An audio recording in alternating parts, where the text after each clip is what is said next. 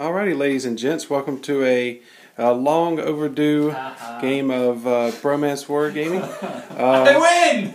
We are, it's been a while since we've had an actual video battle report, but hey, we're going to tonight. So, in this contest of good versus evil, we've got Jody with the high elves, versus the ugly and probably going to destroy everything Orcs and Goblins with Matt. Wow. Yes. All right. You can't rip that shirt though. You told me you were going to. Excellent. All right. Showing a little bit of shirt action over there. All right, guys. We're going to go ahead and go through what the deployment was. We've deployed. It is, and Matt's also going to kind of go through the scenario. We're testing it out. It's going to be for a little bit of a Warhammer tourney that we're going to have in a few weeks. So we're testing this particular scenario out that we're coming up with. So Matt, go ahead and tell everyone about the scenario, then go through your deployment. It's kind of like a mix of Battle Line and Watchtower. The objectives are, it's regular Battle Line. We're just going to score at 20-0. And you see the three buildings are the main features. We have a couple hills. There's a fence and a forest. What happens is, this one in the middle is worth 300 victory points for whoever controls it at the end of turn 6. Your opponent's building, the one that they start with, is worth 450 victory points, while your building is worth 150. So if I control this building, I get 150. But if Jody controls this building, Jody gets 450. Excellent. So it gives us a little bit more tactical play, trying to both defend and attack at the same time, while we're still swirling the fuster cluck in the middle. My only concern, I think, is the placement of these buildings. We put the center 12 inches in and kind of in the middle of the deployment zone. I didn't. I put the center 12 inches in. Yeah, center 12 inches in. Totally, that's what happened. Yes. So I'm not really sure. We may actually have to put them like 18 or 20 inches in to try and keep, because right now I think this may, well, I guess it doesn't favor cavalry because cavalry can't occupy buildings. So never mind. So you gotta kind of have to dedicate a unit to slog all the way over there. That's why I chose Hand of Gork, to throw people across the table. And just to let everyone know, the buildings on both sides, we're playing those as 2-story buildings, and the one in the middle as a 1-story. Yep. Just in case it comes up in any future turns. Yep. So, going through my list, I have my Proxy Mangler. Those are actually going to get bigger here in a minute, but hopefully by the tournament. My wife is actually making me some from scratch. I'm really excited. So you're going to enlarge them right here at the table. Yeah. I didn't know that you were Rita. Make my monsters grow. You know what? Thumbs up for that reference, Dallas. Yeah. Here we go. 5 Wolf Riders who have already vanguarded. They have spears and short bows. Why did you vanguard them all the way up? Because 6 Trolls, 50 Night Goblins, full command, nets, spears, Black Orc War Boss with a 3-up armor save, a 5-up ward, and the Trickster's Helm, so you have to reroll successful wounds. And he's in that unit, correct? He's in the unit. He can't stand on that hill. I got 20 Night Goblins in the back with 2 Fanatics. They have short bows and a standard. I have a Night Goblin War Boss who has the Wizarding hat, and he got Lore of Metal. I was really hoping for Lore of Beast, but didn't get it. Level 2 Night Goblin Shaman with the whatever that thing is called, the Spell Scroll. 35 Savage Orcs. Big Uns, I'm sorry. Got a level 4 up front. Got my BSB right here, who's just a regular orc, but he wanted to hang out by the trolls because my trolls have a habit of being stupid. 35 Black Orcs with the Banner of Eternal Flame, who are very upset that I put them there, but I didn't really have anywhere else to do it because kind of the Dragon Princes screwed my whole deployment over there. Another unit of vanguarding spear, shortbow, wolf riders. 2 pump wagons. Both of them have the outrigger for the extra dice of movement, and both of them have the spiky rollers for +1 strength impact hits. Alrighty. Want to go through your magic and what spells you got? Oh yeah, sure. My Wizarding hat got Lore of Metal, and he got Enchanted Blades of Iban and not Searing Doom, Plague of Rust. Excellent. So I think that those might actually be alright. Plague of Rust, not really going to be any good for me, except maybe on like the Lion Chariot, but Searing Doom is useless because I can't use it on the Dragon Princes, and they're the only things with any decent armor save, again, except for the Lion Chariot. The level 2 Night Goblin got Itchy Nuisance and Gork'll Fix It, which are both excellent. I actually have a sneaky plan to reduce the movement on the Swordmasters with Itchy Nuisance to 1. That's my goal. I'm going to get their initiative, at least somebody's initiative, so they're not getting rerolls on my slow butt. But that's going to take a lot of work. So I was actually really glad to get Itchy Nuisance. My level 4 has Hand of Gork, Foot of Gork, Brain Bursta, and Edbutt, which means I'm going to try and beat the crap out of his level 4 wizard as soon as I get in range. 2 up against... We'll get there. So that's pretty much going to be it. That's my magic. I'm sorry. My level 4 also has the Fencer's Blades, as well as the ubiquitous Lucky Shrunken Head. Gotcha. So that's it. My plan is to kill a bunch of elves and take buildings. All right.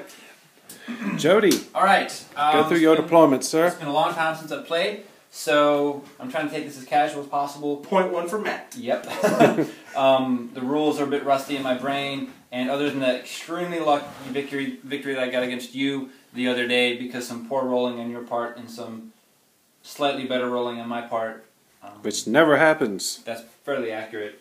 We'll see how it goes, but I'm actually pretty happy so far. I think my strategy will, for the most part, pan out, except for, of course, his Doom Divers and Rock Bombers. Yeah, and actually, just to make sure, to let everyone know for the tournament, we are using the Swedish comp. Yes. Yep. And since we're going at 3,000 points, we decided to use the 375 as our starting point. Just let everyone know. Matt, where did yours come out with? You know? 9.4. 9.4? We're going for like an 8 to 13 for the tournament, kind of in that range. And that's going to add into our points based on where exactly we comp out. So, how about you, Jody? Where does yours come out? Well, I just want to preface it by the original list that I wanted to play with comped out at 19.7. So, with that sort of comp, Matt said, dude, that's too soft. And even though it's not soft completely as a list, as a comp it is. He hears that a lot. So, yeah, when you add that to the battle points, the 20-0 battle points, it essentially came out to the opponent had to beat him, like with my 9 to his 19, I had to 20-0 him to get more points than him. Yes. Mm-hmm. So even though I'm okay with that, I don't think other people would be. I'm just going to come up with a way to get a 20 comp and then do the same thing. I'm just going to lose all my games and still win. But that's a problem with high elves I've seen on boards and such. So my list now consists of a White Lion Chariot. It's such a beautiful model. It's not that great. It's only -4 points on the comp list. But it's just so cool. I wanted to keep it in the list even with my. Wait, -4 as in you get 4 points back, or just? No, I'm not lucky enough to run Beast on this unit. Okay. Otherwise, I'd get +2. So that's my Lion Chariot. To the right of that, I got 30 White Lions, because a Horde's not that, expensive apparently in the comp rules. 30 White Lions full command. Those don't look like White Lions. Funny story about that. Dallas's fiance is painting my White Lions because she's really nice and really good at it. So I had forgotten that I forgot to put my other White Lions together to actually have White Lions for this match. So I'm using Seaguard. She's not painting any of my miniatures. Nope, that's because she likes me better. Apparently. There's some weirdness there. I don't know. To the right of that, I got a Great Eagle. I should be jealous, but I'm not. I got a Great Eagle, then I got 10 Spearmen with the Musician. I got 15 Spearmen with the Musician in the Standard. I got 21 Swordmasters, straight up, no command. Gotta love those points. Another Great Eagle, 5 Dragon Princes with a Standard and a Champion and the Banner of Sorcery. Okay. Stay away from them. Over here I got 10 Archers with, a level 2 with the Nulian Crystal. He is Lord of Light. The spells he got were Bromance Time Warp and Light of Battle, which is pretty much exactly what I needed to happen. Not that it really mattered. He's just there to ensure you get double fobs. Pretty much. Management. I should have rolled his first, actually. But in hindsight, here I got 20 Archers with a Banner of Eternal Flame. Trolls, I guess. I got an Archmage with the Book of Hoeth, so I'm excited to try out. Never played it. It's really expensive. I don't really like it, but I needed the comp points. So I threw it in there. You don't have to say I didn't think about it when you put your... Well, I'm sorry. We'll get to your BSB first. Then in the same unit is my Noble BSB with the Lore Master Cloak. And that's all he's got. I just thought that was... I was going to say, I thought that was a good idea to kind of get some extra protection for the... yes. The Book of Hoeth guy. And yeah, that's pretty much the sole reason, is so that any spells hitting that unit, I have a 2-up ward save against wounds that are caused by them. So his best chance is going to be, oh no, Doomdiver. Pew, pew, pew. But I kind of expected that. I'm going to make you fella look out, sir, with the rock lava. I got a Foz protection bubble coming too. Dang it. Oh yeah, he's Laura Light too. He got everything I wanted him to get. Net of Amatuk, Speed of Light, Banishment, and Foz protection, because I rolled 2 2s and 2 6s. So excellent. that worked out. Over here we got 10 more archers with another level 2, Seer Sap of Safari. I wonder what I chose. Foz and Banishment. Oh, I was thinking maybe you chose like... So I'd like to point out that Shem's Burning Gaze didn't even make it in. It's okay, guys. Good luck. That is my complete list. I comp out at 7.9, so I'm actually 0.1 away from meeting the... See, so I win. I ought to win. Now, I didn't know that I needed to get at least an 8, because I didn't actually read any of your posts. Hence me saying 300 points. I'm comping at 12.2, and Matt saying no, 375, Jody. Okay. I'm sure I could drop a White Lion and boom, be good to go. But that's close enough. That's close enough for now. Yeah, either way, that's my list. It'll be fun to try it out. I'm looking forward to banishing a lot of stuff, and that's really all I'm looking forward to. All right. So want to go ahead and do the handshake and roll to see who goes first. Good luck, Jody. All right. Will I win? Oh, that's looking good. Maybe.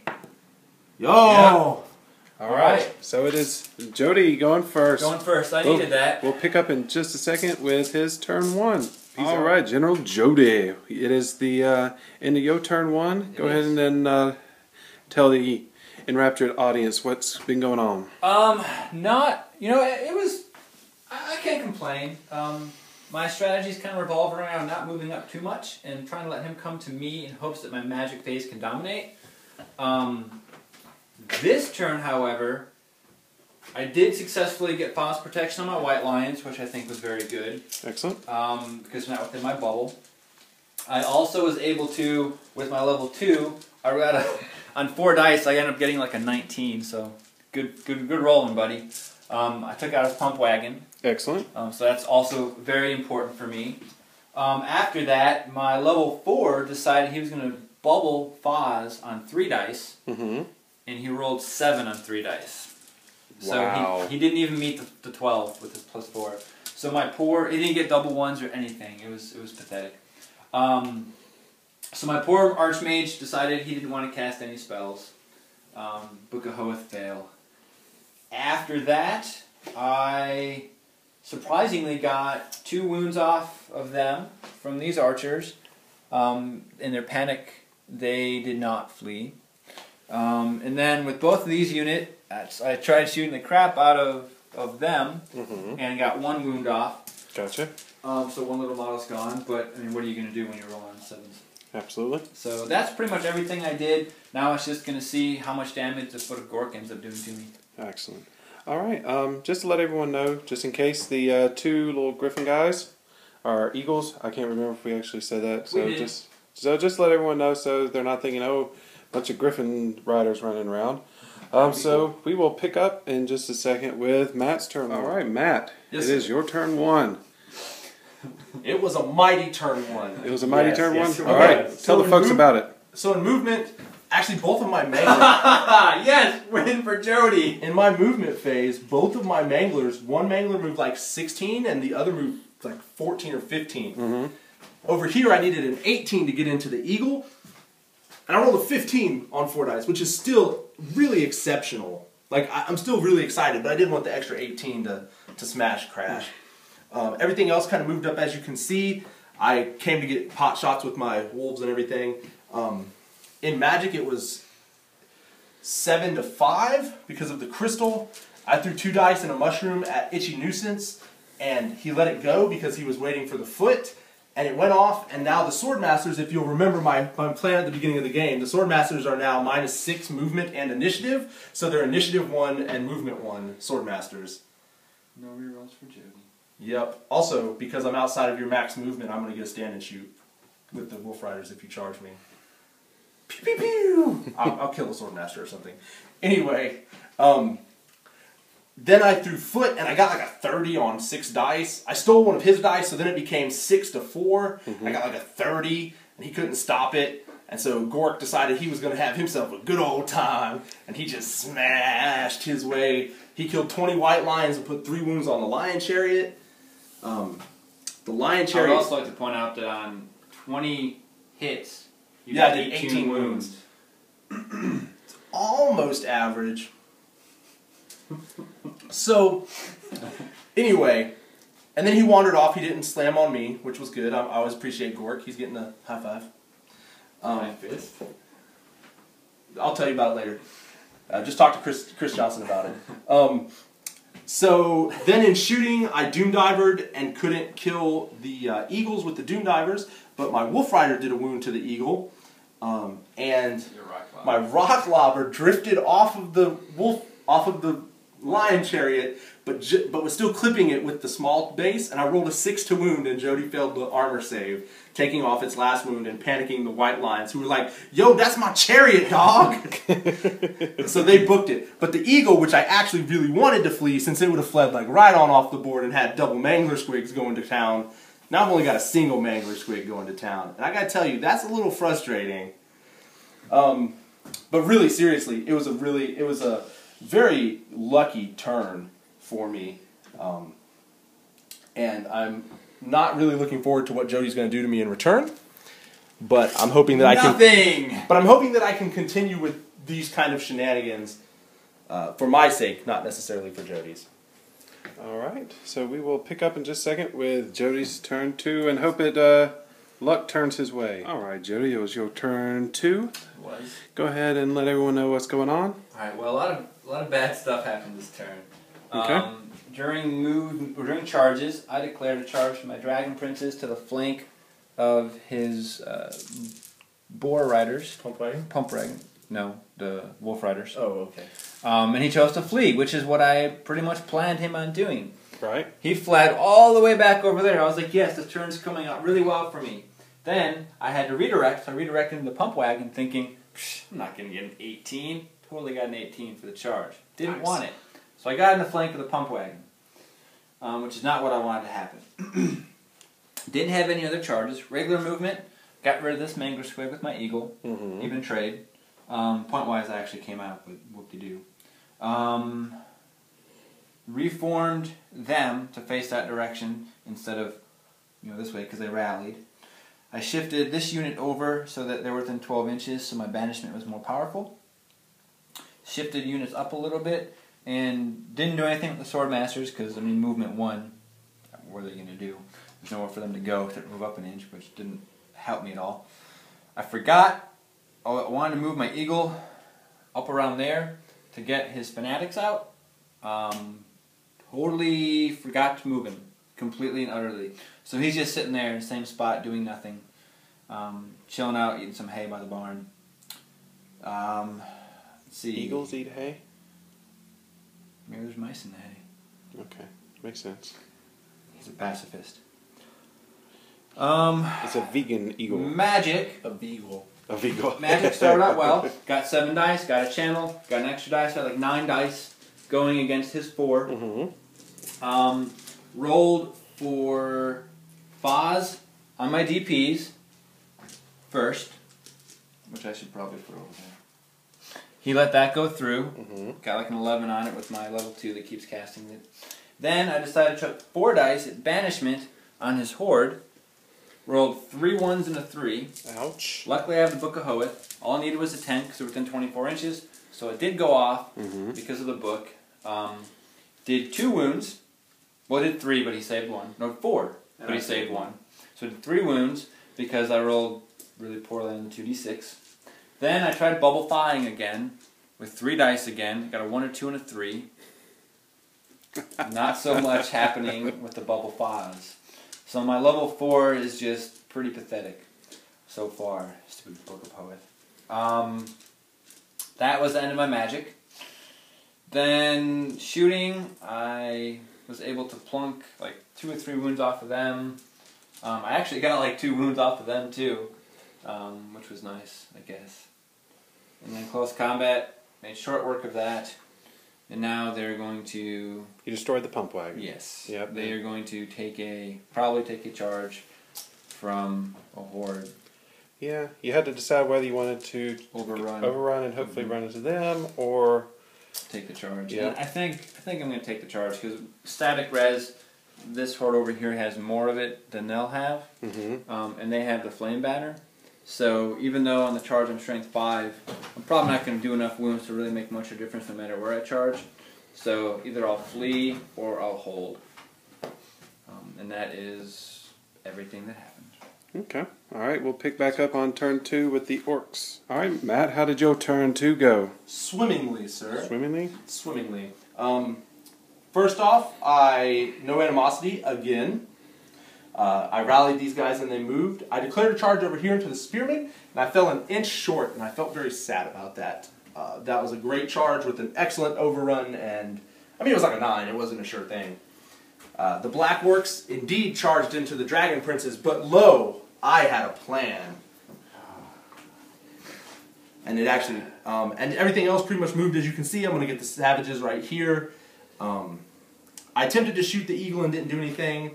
I shot his bunker and I did like 2 wounds with the Wolf Riders because they're bosses. Yeah. And I failed to do anything with the Doom Diver because I was trying to panic it off the board. Because if I could get it with the Doom Diver, then it would run, and you know, then I'd have. That's the Seer Staff guy, right? No. Oh, it's the Anulian Crystal guy. Yeah, I need him off the board bad. Magic. So in Magic, I enacted my cunning ploy because I'm like Mork. I'm cunning yet fighty, and I threw Enchanted Blades of Iban, which all 3 of us mocked when I got Lore of Metal. But Enchanted Blades of Iban gave my Black Orcs magical attacks, thereby negating the Flaming Banner, at least as far as we understand it when we read the rulebook. So here they are, they're hitting on 4s because it canceled out his Faz. I went with great weapons, so they're wounding on 2s, and they're strength 7 on the first round of combat, armor piercing, no saves at all. So it went from, maybe I'll do a wound if I get really, really lucky, to, suck it guys. So if anyone out there can clarify that Matt is wrong and I would have been totally alive right there, please do. But Matt is right. If you want, you could make 12 checks to see if you see how many 1s you rolled before we did it. But anyway, I overran into the Eagle like that. I've still got Enchanted Blades up, so everything's going to be groovy. Pretty much that's it. I'm looking to sweep around and clean up with my combat blocks here. Occupy the building. Maybe come out of the building and do some fighting. Because like I said, I may be cunning, but I'm also fighty. And my mangler's going to swing around and eat everything. That's the plan. All right. We will pick up with turn 3. All right, Jody. All right, it is the top of 3. All right. You are looking a little bit forlorn, but... It's okay, man. It's been a lot of fun so far. That's all true. That really matters. Absolutely. All right, let me tell you what happened. As you can tell, I'm plugging my Swordmasters off the table. The reason is because on the charges, of course I charged my Swordmasters into his horde. Thinking to myself, I'll do about 13 wounds. He'll do about maybe 8, you know. We'll see what happens there. So I did that. It was probably a good move on my part. Move my wizard out over to here to prevent, not really much, just wanted to get him in the mix in case I wanted to start casting like Baron's Time Warp or something. Which ended up not, because poor magic. But of course, when I went to use the musician and Swift Reform to shoot at them, it didn't happen. During magic, I only rolled a 7, a 2, and a 5. My banner sorcery's gone, so I was able to get a Foz bubble up solely because of triple 1s. I got triple 1s and a 5. And a 5, which gave me 8 plus 4 from my Archmage, which gave me 12 for the bubble. But note that would have been the third 3-dice failure. Third 3-1 failure. Yes. Nice. If not from the Book of Hoeth, double 1 failure. So then I had 2 dice, and I'm like, I'm going to throw it at banishment on the trolls. I get double 3s, which is exactly what I needed. So this irresistible with the Book of Hoeth. I roll, I do no wounds. No, I do 3 wounds. 2 wounds. 2 wounds. And he regens both of them. I have a regen song and everything. So that's okay though, that was all my dice. Shooting, I plucked a wound off of his trolls with my flaming attacks, that was kind of cool. Yay. So we'll see what happens there. And then other shooting, and nothing else happened, I couldn't shoot with them. They did nothing hardcover against them. So that was pretty much that. Close combat. Came out with my Swordmasters, 20 attacks, only ended up doing 10 wounds. Now, for most armies that's good, but with rerollable Swordmasters, that's not that good. Especially when I have like 15 actual hits. I should have done at least 12. But, you know, whatever. I did my 10, Eagle missed everything. He came back and did 10 plus 3 against the Eagle, so he did 13 total. Ended up beating me by 6. Of course I broke, and he went into my flank of my spearmen. Because I was not anticipating losing it by 6. Gotcha. That was close combat. Everything else, I moved them up, I reformed them. Just trying to prevent my bunker from getting hit. Obviously that is not going to pan out the way I wanted it to. But, you know, anything can happen, so we'll see what happens here. I'm pretty confident that I'm going to lose. But the one thing I want to happen is to get my White Lions into his trolls on my turn to be able to do as much damage as humanly possible to him before I concede inevitable defeat. Absolutely. Long-winded, but that's what happened. Excellent. All right. We will keep the slow grinding death of the High Elves. But hopefully, you know, small victories. Maybe them trolls will die. We'll see after the turn 3 with Matt. All right. We got Matt at the bottom of turn 3.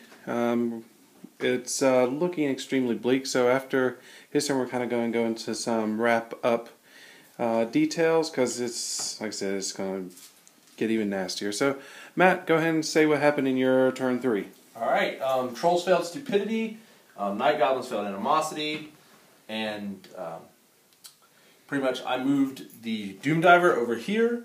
It was just out of 4 inches. But I'm going to get it in the building for 150 victory points. The Savages moved in for 300 victory points. My General's unit charged the blocking unit of Spearmen.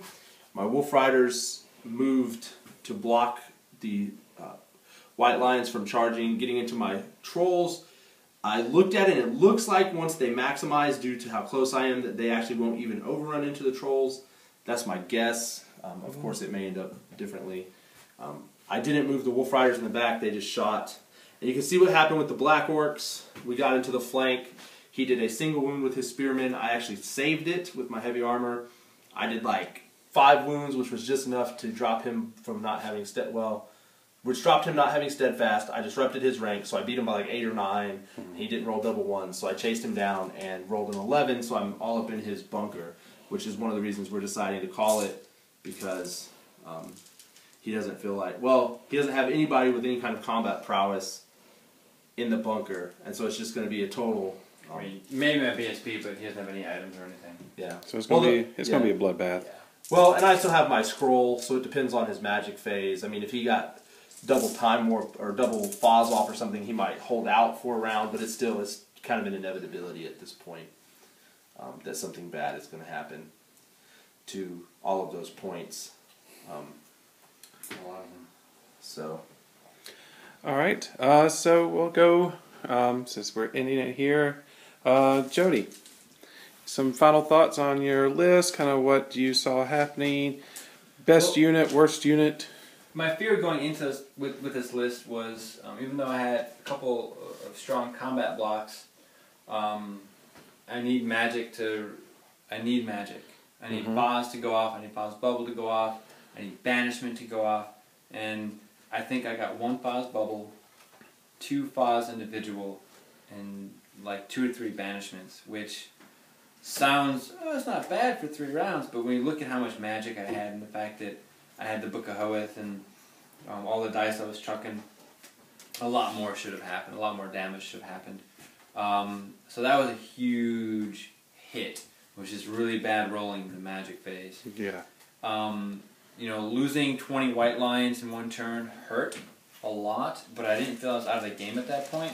I felt like if I could have prevented this horde from just wiping through all my units, and my sword masters would have done a little bit better, if they would have rolled a little bit worse, and I would have held over there and grinded them out, I feel like I would have had a much stronger chance. But in the end, some really, really bad rolling, and just, it's not a bad list, but the only reason I took it was to get my comp down, and that's kind of a dumb reason to play a list in my opinion. If you're going to a tournament and they require it, then it's not necessarily a bad idea, but if we're playing to have fun, play with what you want to play with what you enjoy. And even though I actually had a really good time in the game, I don't really think I made many mistakes, considering what I had to work with. The only regret I have is not pulling my eagle to draw out his fanatics, but in the end it worked out better because that way he couldn't go straight into my sword masters, which at the time I thought was a good thing, because then I got a charge off on him. But either way, he probably would have shot the fanatics out the back and nothing would have happened. So I guess my closing thoughts were, sometimes you just have bad rolling games. Sometimes magic doesn't work for you, and if that's what you rely on, then there's not much hope. So it was a fun game. I can't think of much I did wrong. I'm sure Matt will probably have a couple of things that maybe I could have done better. You know, always wanting to learn, but I think that's where I'm at. Okay. All right. We'll switch over to Matt. Yes. How about you? How'd you feel? Obviously, the #1 most amazing unit in the game for me today, 155-point wizarding hat that randomly got me Enchanted Blades. Enchanted Blades helped me blow through the Dragon Princes, helped me blow through the Sword Masters and the Eagle when they got the Fog Bubble up. It was very, very crucial to me winning. How do you feel it would have happened if you got something a little less? I wouldn't be in his bunker with that unit. However, if you see on this side, I still have this side pretty well in hand. I would still be in the bunker. It would just be a turn later. Gotcha. Yeah. I mean, banishment is not going to do anything substantial to this unit, and so I'm still going to get it into the elves, and I'm still going to kill them. I would have taken a beating, but again, you know, I still have my redirect units. I still have a mangler squig. I have fanatics and shooting, and more magic and stuff. It really, and it's funny to say this after Jody was talking, but really magic was the key for me. The Foot of Gork that stomped on the white lions twice and got the lion chariot down to 1 wound, so where I could luck kill it, and the Enchanted Blades. That's really what did it for me. As far as things I would do different, I like the list a lot. I think that the Wizard Hat guy is going to continue to be a liability for me, not actually an asset. But I'm glad that he did something cool for me this game. I didn't get a chance to use the Dispel Scroll because of the Book of Hoeth. And my Savages didn't do anything, but my Black Orcs made up for it by going into freaking overdrive. So I don't think I'd change anything in the list. I take pretty big comp hit for the Savage Orcs and the Black Orcs, and a moderate one for the unit of 6 Trolls. And I said this in my report that's up on my personal YouTube page. I was saying that I didn't really actually like a unit of Trolls because I have 3 combat blocks and it gets kind of awkward trying to maneuver a 4th one around because most people don't bring enough for where that 4th block is useful. And I noticed that again this time because, you know, theoretically I've taken care of, you know, he had 2 combat blocks and I had 4, and so I had 2 combat blocks that just didn't get to fight. And the Trolls again were the losers, but I also failed at Brawler Bash that I just came back from at using the Trolls well as redirectors and stallers, so that I may just have to find something else to do with 210 points in my list. That's not Trolls.